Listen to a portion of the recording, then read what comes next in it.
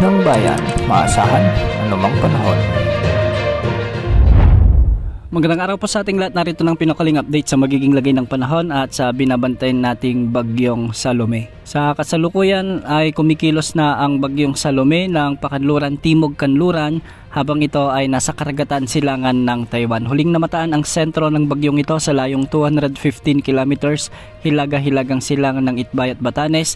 Taglay ang lakas ng hangin na umaabot sa 55 kilometers per hour malapit sa gitna at pagbugsong umaabot sa 70 kilometers per hour. Kumikilos ito ngayon ng pakanluran Timog Kanluran sa bilis na 10 kilometers per hour. Kung mapapansin natin ay medyo wasak ang kanyang kaalapan at meron pa naman itong diametro na maabot sa 200 kilometers. Dahil dito nakataas ang Tropical Cyclone Wind Signal number 1 sa Batanes, ang western portion ng Babuyan Islands at ang northwestern portion ng Ilocos Sur.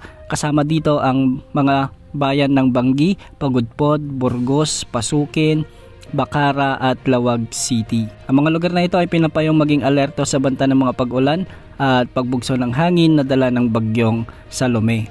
Base sa latest forecast track naman ng Pag-asa ay inaasang kikilos pa rin ang bagyo ng Patimog Kanluran sa mga susunod na oras at ayon sa Pag-asa posibleng maglandfall ang bagyong ito sa lalawigan ng Batanes at hindi rin inaalis ang posibilidad na dadaan ito sa may western portion ng Babuyan Islands at sa may western portion ng Ilocos Norte. Sa araw ng Biyernes inaasahang hihina ito bilang remnant low o isang mahinang low pressure area, ngunit magdadala pa rin ng maulap na kalangitan sa mga lugar malapit dito. Ayon sa Pag-asa, posibleng itaas ang Tropical Cyclone Wind Signal number 2 kung sakaling lumakas pa bilang tropical storm ang bagyong Salome sa mga susunod na oras. Ngunit pinapayon pa rin natin ang ating mga kababayan na mag-antabay sa mga susunod na update. Para sa lagay ng panahon, ngayong araw ay magkakaroon na ng mga pag-ulan at pagbugso ng hangin dulot ng bagyong Salome ang Batanes, Babuyan Islands at Ilocos Norte.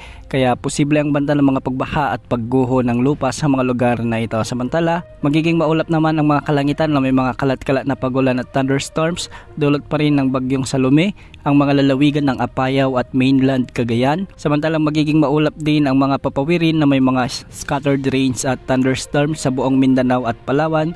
Dulot naman ito ng umiiral na intertropical convergence zone. Mag-ingat po sa banta ng mga pagbaha at pagguho ng lupa. Dahil naman sa easterlies o ang mainit na hangin mula sa karagatang Pasipiko, asahan naman ang bagyang maulap hanggang sa maulap na kalangitan na may mga isolated rain showers and thunderstorms sa buong Bicol Region, Eastern Visayas kasama na ang mga lalawigan ng Isabela, Aurora at Quezon Province. At sa nalalabing bahagi ng bansa kasama ng Metro Manila, asahan naman ang mga kalat-kalat na pag-ulan lalo na ngayong gabi at dulot ito ng mga localized thunderstorms. Magiging katamtaman hanggang sa maalon naman ang mga pag-alon sa mga karagatang sakop ng Northern Luzon dahil posibleng umabot ito hanggang 2.5 meters. Sa Central Luzon, Southern Luzon at Visayas, posibleng mga pag-alon hanggang 2.1 meters at sa mga baybayin ng Mindanao, posibleng mga pag-alon hanggang 1.8 meters. Tabayan na ng mga susunod na updates sa mga susunod na oras. Yan muna ang latest sa lagi ng panahon. Ito po ang weather update ng bayan, maasahan anumang panahon.